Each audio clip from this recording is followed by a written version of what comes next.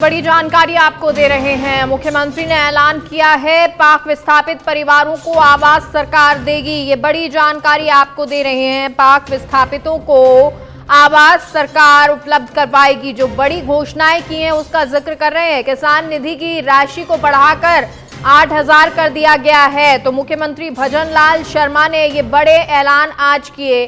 2 घंटे 8 मिनट के भाषण में कई बातों का जिक्र किया। कांग्रेस पर निशाना साधा, पूर्ववर्ती सरकार पर निशाना साधा, पेपर लीक का जिक्र किया। तो वहीं इस सरकार में कई घोषणाएं भी उन्होंने की है। किसान सम्मान निधि, इसके अलावा सामाजिक सुरक्षा में भी 150 रुपए की बढ़ोतरी कर दी। और एक और बड़ी चीज जो पाक विस्थापित परिवार हैं उनको आवास सरकार देगी।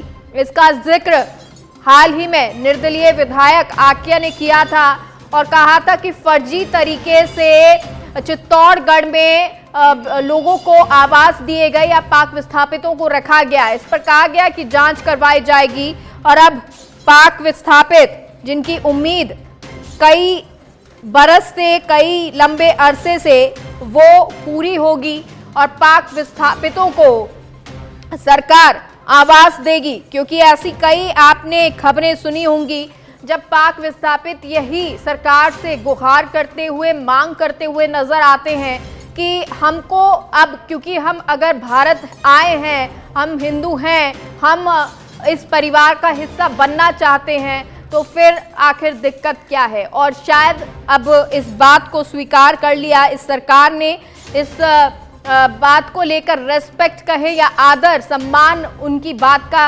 रखा है और इस बात को मान लिया है। और इसी के तहत अब पाक विस्थापितों को सरकार आवास उपलब्ध करवाएगी।